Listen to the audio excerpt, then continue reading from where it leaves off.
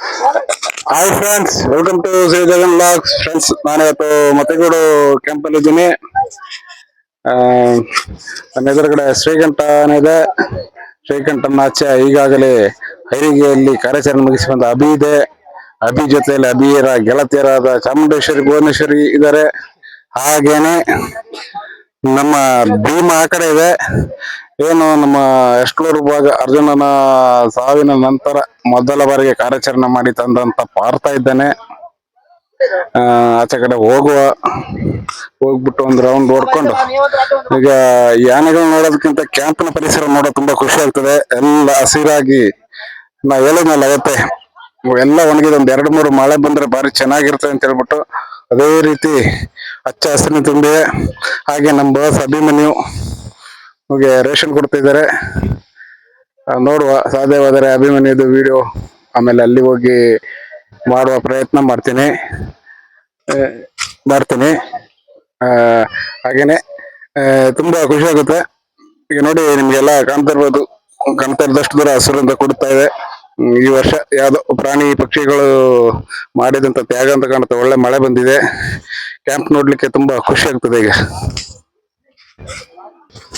ಹಾಗೆ ಅವರಿಗೆ ಕಾರ್ಯಾಚರಣೆ ಮುಗಿಸಿ ಬಂದಂತ ನಮ್ಮ ಭೀಮ ಮೊನ್ನೆ ಹುಲಿ ಕಾರ್ಯಾಚರಣೆಗೆ ಹೋಗಿತ್ತು. ಭೀಮನ್ ಜೊತೆ ನಮ್ಮ ಬಳ್ಳೆ ಕ್ಯಾಂಪಿನಿಂದ ಮಹೇಂದ್ರ, ಹಾಗೇನೆ ಝೂ ಅಭಿ ಎಲ್ಲ ಕಾರ್ಯಾಚರಣೆ ಮುಗಿಸಿ ಬಂದಿದ್ದಾರೆ. ಈಗ ಆರಾಮಾಗಿದ್ದಾರೆ. ಹಾಗೆ ನಮ್ಮ ಮುದ್ದು ಭೀಮ ಈಗ ಮೊದಲ ತರ ಇಲ್ಲ ಫ್ರೆಂಡ್ಸ್. ಈಗೆಲ್ಲ ತುಂಬಾ ಅಲರ್ಟ್ನೆಸ್ ಜಾಸ್ತಿ. ಈಗ ಮೊದಲ ತರ ಸಲಾಂ ಗಿಲಾಂ ನಮಸ್ತೆ ಎಲ್ಲ ಮಾಡಲ್ಲ. ತುಂಬಾ ಸ್ಟ್ರಿಕ್ಟ್ ಆಗ್ಬಿಟ್ಟಿದ್ದಾನೆ ನಮ್ಮ ಭೀಮ. ಹಾಗೇನೆ ನಮ್ಮ ಬ್ಯಾರಿಕೇಡ್ ಕಿಂಗ್ ಅಶೋಕ್ ಇದ್ದಾನೆ. ಅಶೋಕ ಬ್ಯಾರಿಕೇಡ್ ಮತ್ತೆ ಈ ಮರದ ದಿಮ್ಮಿಗಳನ್ನು ಎತ್ತೋದ್ರಲ್ಲಿ ವೆರಿ ಎಕ್ಸ್ಪರ್ಟ್. ನಮ್ಮಲ್ಲೆಲ್ಲ ಹುಲಿ ಕಾರ್ಯಾಚರಣೆ ಬಂದ್ರೆ ಅಶೋಕನ ಅಭಿನಯ ಜೋಡಿ. ತುಂಬಾ ಖುಷಿ ಆಗುತ್ತೆ. 1 ತಿಂಗಳಾದ್ಮೇಲೆ ಬಂದಿದ್ದೀನಿ ಕ್ಯಾಂಪ್ಗೆ. ಎಲ್ಲ ಕಾವಡಿಗಳಿದ್ದಾರೆ. ಖುಷಿ ಆಗುತ್ತೆ. ಒಂದು 2-3 ಆನೆಗಳು ಮರದಲ್ಲಿರೋ ಕಾರಣ ತರಲಿಲ್ಲ. ಇದೆಲ್ಲ ಹಳೆ ಕ್ರಾಲ್ ಇದ್ದಂತ ಜಾಗ ನೋಡ್ಬೋದು. ಈ ಕ್ರಾಲ್ ಬಗ್ಗೆ ಒಂದು ಸ್ಟೋರಿ ಮಾಡೋಣ ಅಂತಿದ್ದೀನಿ. ಮಾಡ್ತೀನಿ ಅದನ್ನು ಸದ್ಯದಲ್ಲೇ. ನಿಮ್ಗೆ ಅಲ್ಲಿ ದೂರದಲ್ಲಿ ಒಂದು ಆನೆ ಕಾಣ್ತಾ ಇರ್ಬೋದು. ಅದೇ ರವಿ. ಮದದಲ್ಲಿರೋ ಕಾರಣ ಸ್ವಲ್ಪ ದೂರ ಕಟ್ಟಿದ್ದಾರೆ. ತುಂಬಾ ಚೆನ್ನಾಗಿದೆ. ಈಗ ಕೂರುವಂತ ಜಾಗಗಳು ಇನ್ನೂ ಡೆವಲಪ್ಮೆಂಟ್ ಆಗುತ್ತೆ. ಹಾಗೇನೆ ಇನ್ನೂ ಒಂದು ಖುಷಿಯ ವಿಚಾರ ಏನು ಅಂತ ಹೇಳಿದ್ರೆ, ನಾವು ಏನು ಬಲರಾಮನ ಸಮಾಧಿಗೆ ಕಷ್ಟಪಡ್ತಾ ಇದ್ದೋ, ಇನ್ನು ಸ್ವಲ್ಪ ಅದರಲ್ಲೇ ಆ ಸಮಾಧಿ ಆಗುವಂತ ಎಲ್ಲ ಲಕ್ಷಣಗಳು ಕಾಣ್ತಾ ಇದೆ. ಯಾಕೆಂತಂದ್ರೆ, ನಮಗೆ ಹೋದ ಗಜ ಪಯಣದಲ್ಲಿ ನಾವು ಒಂದು ಮನವಿ ಪತ್ರವನ್ನು ಸಲ್ಲಿಸ್ತೇವೆ ಗಜರಾಮನ ಸಮಾಧಿ ಬಗ್ಗೆ. ಬಲರಾಮನ ಸಮಾಧಿ ಬಗ್ಗೆ ಒಂದು ಪ್ರಸ್ತಾವನೆ ಸಲ್ಲಿಸಿದೆವು ಗಜ ಪಯಣದೊಂದು. ಅದಕ್ಕೆ ಯಾವುದೇ ತರಹದ ಸ್ಪಂದನೆ ದೊರೆತಿಲ್ಲ. ದಸರಾ ಮುಗಿದ ತಕ್ಷಣ ನಮಗೆ ನಮ್ಮ ಸಂಸದರಾದ ಶ್ರೀಯುತ ಯದುವೀರ್ ಅವರು 1-2 ಬಾರಿ ಭೇಟಿ ಮಾಡಿದಾಗ ನಮಗೆ ಸ್ಪಂದಿಸಿ ಆದ್ಮೇಲೆ ಒಂದು ಭರವಸೆ ಕೊಟ್ಟಿದ್ರು. ಅದರ ಅಣದಿಯಂತೆಯೇ ನಮಗೆ ಯದುವೀರ್ ಸಾಹೇಬ್ ಅವರು ಕೂಡಲೇ ಪತ್ರವನ್ನು ಬರೆದು ಆ ಪತ್ರವನ್ನು ರಾಜ್ಯ ಸರ್ಕಾರಕ್ಕೆ ಕಳುಹಿಸಿ ಈಗ ಬಲರಾಮನ ಸಮಾಧಿಗೆ ಜಾಗವನ್ನು ಸಹ ಗುರುತಿಸಿ ಅರಣ್ಯ ಅಧಿಕಾರಿಗಳು ಪತ್ರಕ್ಕೆ ಪ್ರಪೋಸಲ್ ಮಾಡಿದ್ದಾರೆ. ಹಾಗೆ ಅತಿ ಶೀಘ್ರದಲ್ಲೇ ಬಲರಾಮನ ಸಮಾಧಿ ತಲೆ ಎತ್ತಲಿದೆ ನಮ್ಮ ಮತ್ತಿಗೂಡು ಕ್ಯಾಂಪಿನಲ್ಲಿ. ತುಂಬಾ ಖುಷಿಯಾದ ವಿಚಾರ. 14 ಬಾರಿ ಅಂಬಾರಿಯನ್ನು ಹೊತ್ತಿದಂತ ಬಲರಾಮನಿಗೆ ಸಮಾಧಿ ಆಗ್ಲೇ ಇರ್ಲಿಲ್ಲ. ಯಾಕಂದ್ರೆ 3ನೇ ಬಾರಿ ಅತಿ ಹೆಚ್ಚು ಅಂಬಾರಿ ಹೊತ್ತ ಆನೆ ಅಂತಿದ್ರೆ ಬಲರಾಮ. 1ನೇ ಸ್ಥಾನ ಬಂದು ಜಯ ಮಾರ್ತಾಂಡ, 2ನೇ ಸ್ಥಾನ ಬಂದು ನಮ್ಮ ದ್ರೋಣ, 3ನೇ ಸ್ಥಾನ ಬಂದು ಬಲರಾಮ.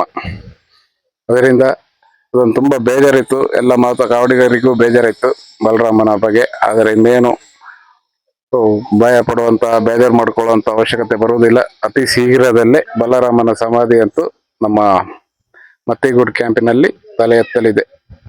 ಜಾಗ ಎಲ್ಲ ಗುರುತಾಗಿರ್ಬೋದು, ಆಗಿದೆ, ಆಗಿರ್ಬೋದಲ್ಲ, ಆಗಿದೆ. ಕ್ಯಾಂಪಿಗೆ ಬಂದಾಗ ಈ ಬಿಲ್ಡಿಂಗ್ ಒಳಗಡೆ ಇದೇನೋ ಲೈಬ್ರರಿ ಅಂತ ಹೇಳ್ತೀವಿ, ಅದರ ಒಳಗಡೆ ಸುಮಾರು ಮಾಹಿತಿಗಳು ಸಿಗ್ತದೆ. ದಯವಿಟ್ಟು ಬಂದವರು ಬರೀ ಆನೆಗಳು ನೋಡ್ಕೊಂಡು ಹೋಗೋದಲ್ಲ, ಅದರ ಒಳಗೆ ಆನೆಗಳು ಮಾಡಿದಂತ ಸಾಧನೆಗಳನ್ನ, ಈ ಹಳೆಯ ಆನೆಗಳ ಬಗ್ಗೆ ಮಾಹಿತಿ ಇದೆ, ಅದನ್ನೆಲ್ಲ ತಕೊಳ್ಳಿ. ಅದನ್ನೆಲ್ಲ ಬಂದಾಗ ಪ್ರವಾಸಿಗರು ಅಪರೂಪಕ್ಕೆ ಬರ್ತೀರಾ, ಬಂದಾಗ ಅಂತ ಮಾಹಿತಿಗಳನ್ನ ತಿಳ್ಕೊಂಡು ನಿಮ್ಮ ಹತ್ರನೂ ದಾಖಲೆಗಳು ಇರುತ್ತವೆ, ಇದೆಲ್ಲ ನೋಡ್ಕೊಂಡು ಹೋಗಿ. ಹಾಗೆ ನಮ್ಮ ವರಲಕ್ಷ್ಮಿಯ ಮಕ್ಕಳಾದ ಭುವನೇಶ್ವರಿ ಹಾಗೂ ಚಾಮುಂಡೇಶ್ವರಿ ಇದ್ದಾರೆ. ಹಾಗೆ ನಮ್ಮ ಅಭಿಯ ಮಾವುತ ಮೋಟಪ್ಪ ಇದ್ದಾರೆ, ಮಹಾದೇವ ಅವರು ಇದ್ದಾರೆ. ಹಾಗೆ ಆಲ್ರೌಂಡರ್ ಮಾವುತ ದಾಸಪ್ಪ ಅವರು ಇದ್ದಾರೆ. ಖುಷಿ ಆಗುತ್ತೆ ಎಲ್ಲಾರು ನೋಡ್ಲಿಕ್ಕೆ, ಸುಮಾರು ದಿವಸ ಆದ್ಮೇಲೆ ನೋಡೋದು. ಹಾಗೇನೆ ನಮ್ಮ ಝೂ ಅಭಿ ಈಗ ಒಳ್ಳೆ ಕುಮ್ಕಿಯಾಗಿ ಹೊರ ಹೊಮ್ಮಿದ್ದಾನೆ.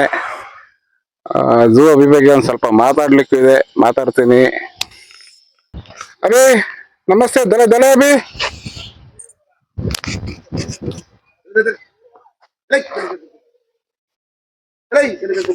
ಅಭಿಗೆ ದಲೆ ಮಾಡ ಅಭಿ.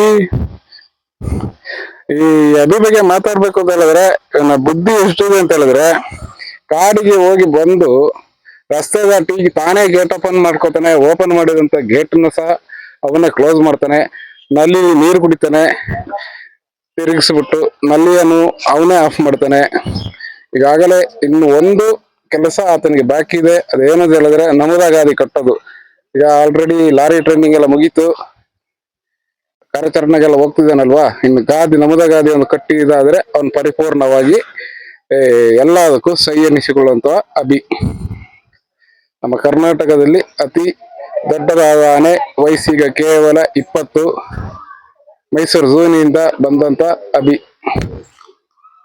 ನಮ್ಮ ಮತ್ತಿಗೂಡಿನ ಐರಾವತ ಅಂತ ಹೇಳ್ಬೋದು, ನಮ್ಮ ಶ್ರೀಕಂಠ ದೈತ್ಯ. ಈ ತರನ ನಮ್ಮ ಕೊಡಗಿನ ಗಡಿಭಾಗವಾದ ಕಟ್ಟೆಪುರದಲ್ಲಿ ಕಾರ್ಯಾಚರಣೆ ಮಾಡಿ ತಂದಂತ ಶ್ರೀಕಂಠನ ವಯಸ್ಸು ಸುಮಾರಾಗಿ ಒಂದು 56ರಿಂದ 57 ಆಗಿದೆ ಈಗ. ಒಳ್ಳೆ ಕುಮ್ಕಿ. ಈತ ಈಗ ರೀಸೆಂಟ್ ಆಗಿ ಒಂದು ವೇದಾನನ ಕಾರ್ಯಾಚರಣೆ ಮಾಡುವಾಗ ಕಟ್ಟಿ ಎಳೆದು ಒಂದು ಜಾಗದಲ್ಲಿ ನಿಲ್ಲದೆ ಕಟ್ಟಿ ಎಳೆದುಕೊಂಡು ಬಂತ ದೈತ್ಯದೇಹಿ ನಮ್ಮ ಶ್ರೀಕಂಠ. ಇದರ ಮಾತೃ ಬಂದು ಓಂಕಾರ್ ಮತ್ತೆ ರಾಧಾಕೃಷ್ಣ ಅಂತೇಳಿ.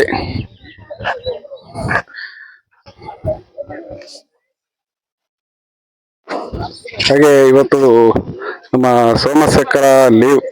ಸೋಮಶೇಖರನೇ ಬರ್ಲಿಲ್ಲ.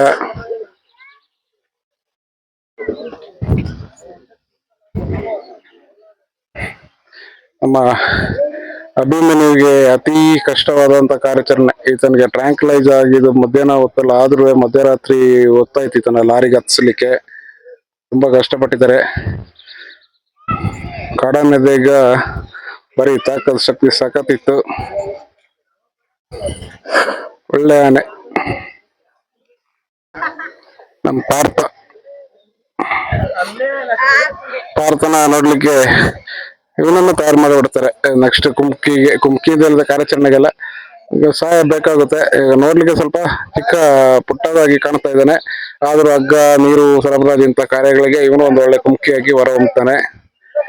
ಹಾಗೆ ದೇವೇಂದ್ರ ಕ್ರಾಲಲ್ಲಿ ಇದೆ, ಇನ್ನು ಸ್ವಲ್ಪ